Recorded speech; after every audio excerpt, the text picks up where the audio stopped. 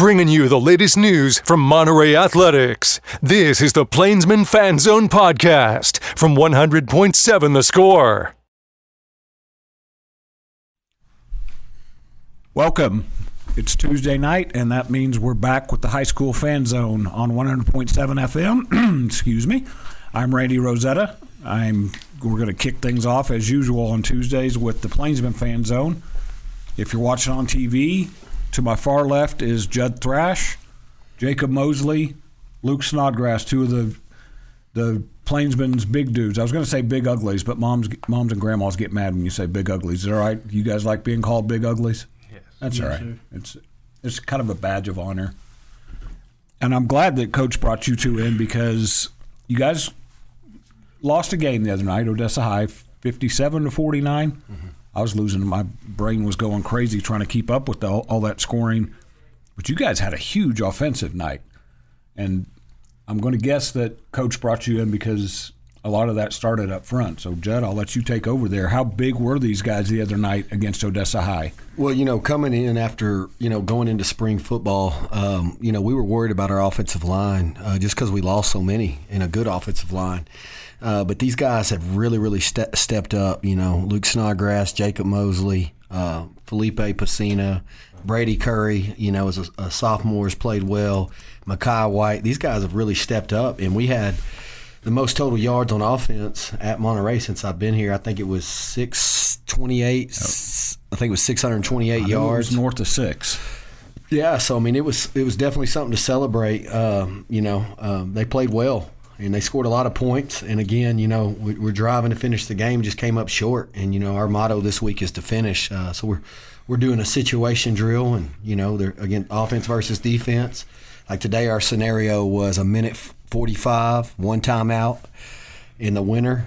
Got to watch the other team run. And today offense prevailed, and so our defense had to run for it. And so the reason for that, the why behind it is, you got to finish. And, we're in some tight ball games. We played 3 really good teams that we've lost to. And, the main deal is at the end of the game, we got to finish. And we got a great team. We just got to finish at the end. And so that's what we're working.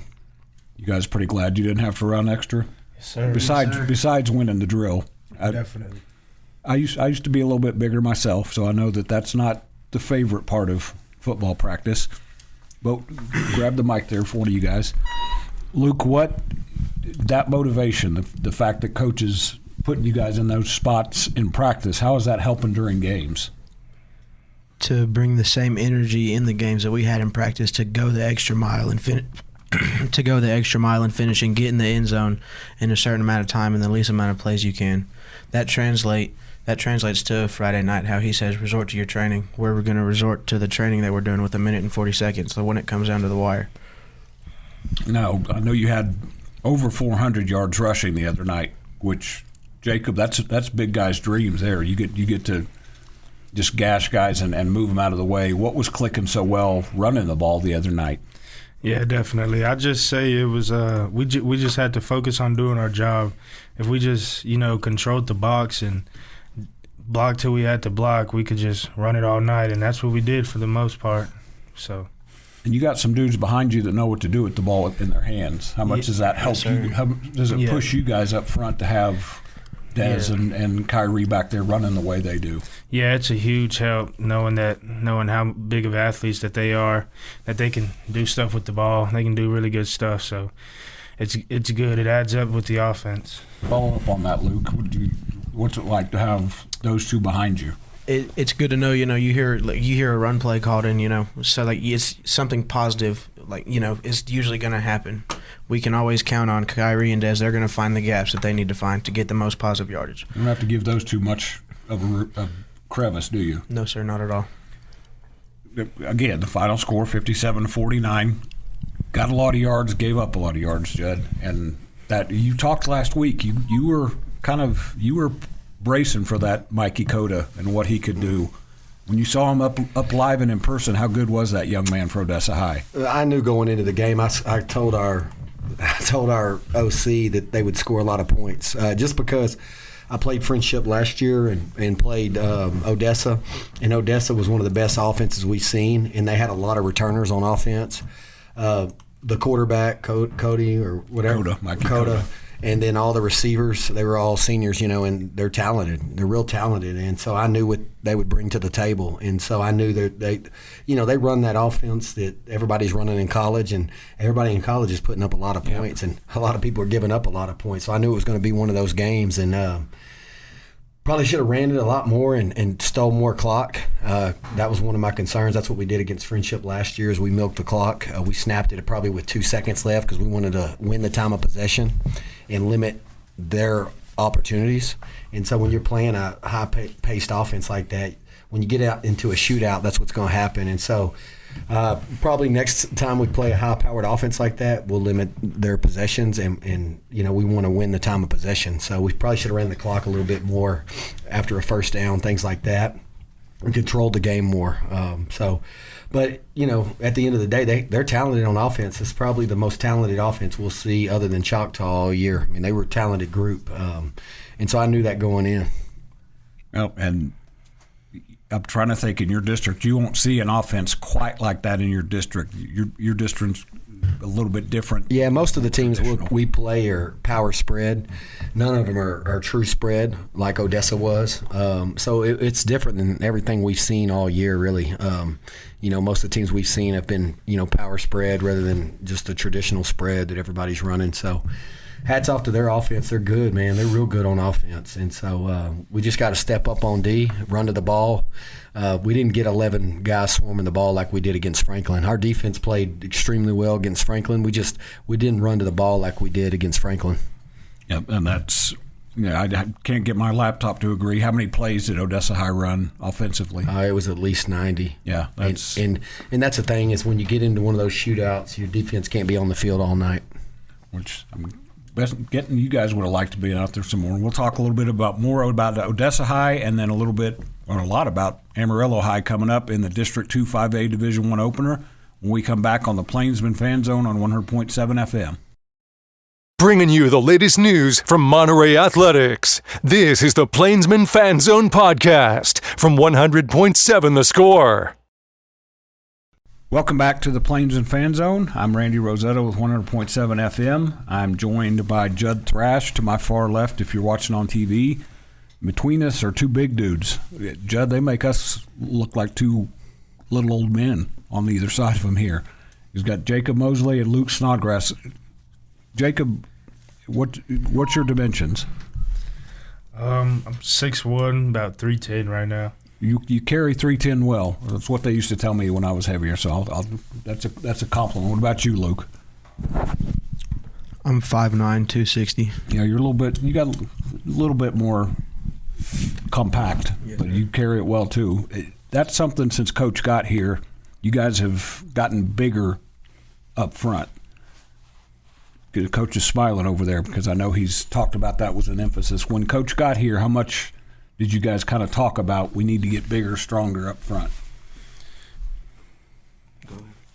Yeah, it was really one of our main priorities. One of the most working parts, one of the things that you need to work an offense in a football team is an O-line. And so if you got an O-line and everything's clicking, then you can really get rolling. So as long as we got big and we got a little bit more stronger and faster, we would have got rolling as an O-line.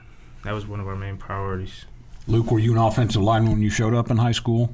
Yes, sir. Okay. So how big were you when you, as a freshman, what was your height and weight? I was probably about 5'8", and then I was probably about 270, 280. I was bigger my freshman year. I lost a lot and then got the muscle back my freshman when he got here. Like when he first got here, one of the first things we did was we hit the weights hard. Before he got here, linemen were kind of spread out all the way. When we lift in groups, like by strength. Some linemen were lifting with skill. Like that's not real good. All the linemen are at the end of the rack. They're all pushing as much as they can in the period after school, like during the season, because we're trying to get stronger all the time. We've gotten so much stronger over the 2 years. Football players are kind of like big dogs and little dogs. The skill position guys want to lift a lot of weights, and you big dudes want to run the ball. So sometimes you just got to figure out who's going to do it. Now, I'm not going to have Coach give any secrets away, because one of you may wind up catching a pass at some point. So I don't see that anything. These guys aren't interested, Judd, so you're off the hook. You had some guys catching the passes the other night. You ran the ball really good, but Luke had another good game. I don't know if that's his career high, but it sounds like he threw the ball well when you had to put the ball up. Yeah, I can't say enough good things about Luke Arrington. He's really coming on. Every game he gets better and better and better. Man, he's impressive. He's playing well right now, and I'm glad to see him play well. He deserves every bit of it. Cam Taylor's coming on at receiver. Landon Hibbert was his first game back. He did really well. Q Boyd is really good. We got some guys that can really stretch the field, and it's helping us. We're very explosive offense. You got Dez and Kyrie that are running the ball, but again, that all starts up front with the O-line. I got to mention Tyler Rakita is our offensive line coach. He's done an outstanding job. And we've kind of got like a little tradition with our O-line. Our O-line last year got along really well. This year they're really a tight-knit group, and Coach Rakita has a lot to do with that. He's done a great job with our O-line, and he's done an outstanding job the last 2 years with those guys, and they've really gelled together, and so very impressed with our offense right now. And that's going into district play against Amarillo High. That's what you got to have. You got to be able to throw it, and you got to be able to run it. And we were one-dimensional last year. Now we got both, and so I look forward to district play. Everybody's coming in 1-3 except for Abilene High, and so. Again, like I told you a while ago, we get to play the same enrollment size as us, which matters because, like against Odessa, they had their own offense, own defense, and special teams because they got a high school of 4,000. Amarillo High, they're going to have two-way players like us. They're going to have kids on special teams. And so, that matters. And so, so I was telling the guys, you're going to be playing guys that are just like you. And so, it's going to be good. It's going to be a good test for us. They're coming off a loss against PD. And one of the things that I was telling the kids on defensively, one thing about PD against Amarillo High, they didn't line up right all night long. But one thing I can tell you about PD's defense, Paladuro, is that they ran and swarmed the football. All in a scrimmage. Yeah, they swarmed the football. And we did great against PD in the scrimmage. We were running the ball and throwing it at will against them. But again, Amarillo High is going to be a good game for us. I think if we execute, we can get it done. You know that PD coach a little bit. You coached with him in Duncanville, so you saw what they did. I always like it when coaches can see what another team's done. I think that helps. So we'll talk more about Amarillo High when we come back on 100.7 The Score on the Plainsman Fan Zone. Bringing you the latest news from Monterey Athletics. This is the Plainsman Fan Zone podcast from 100.7 The Score. Welcome back to the final segment of the Plainsman Fan Zone on a Tuesday night.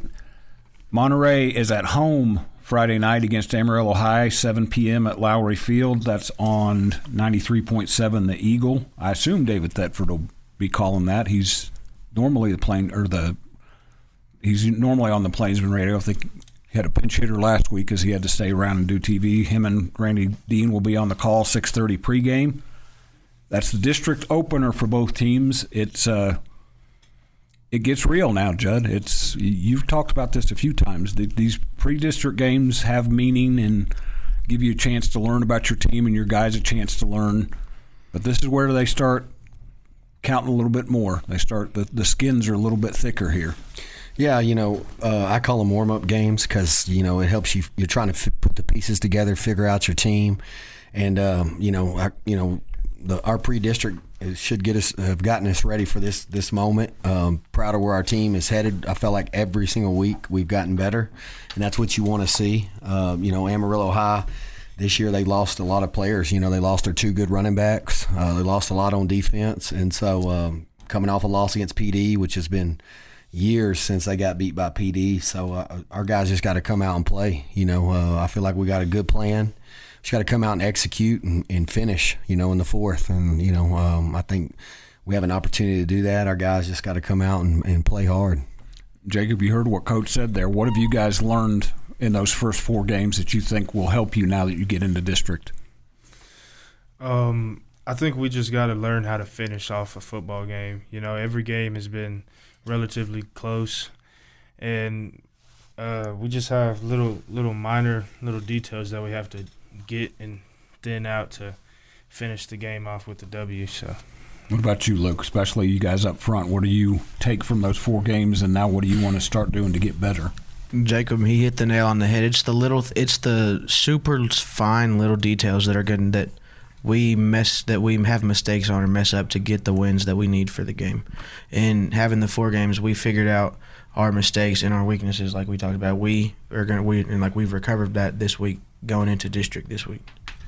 So looking at Amarillo High stats, and their numbers on a page, so you can't always tell that, but it looks like they throw the ball a little bit more maybe than they have the last couple of years. A young quarterback named Jet Lopez, which is a good name for a quarterback. Sounds like a football player. When you've watched them on video, Jet, what do you see about their offense that you want to make sure your defense is locked in on? Just, they run pin and pull. That's one of their big deals. Buck sweep, some people call it, but that's one of their staples. They like hitting, like running wheel routes. They'll get in some compressed sets.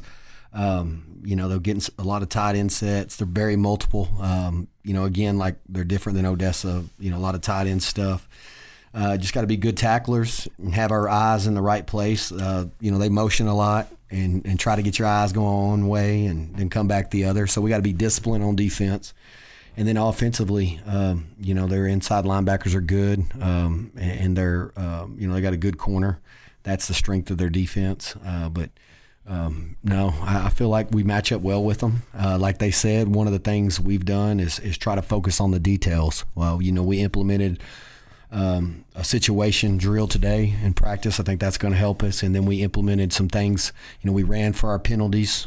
We had a loaf tape. We call it the good, bad, and ugly that we watched on Saturday.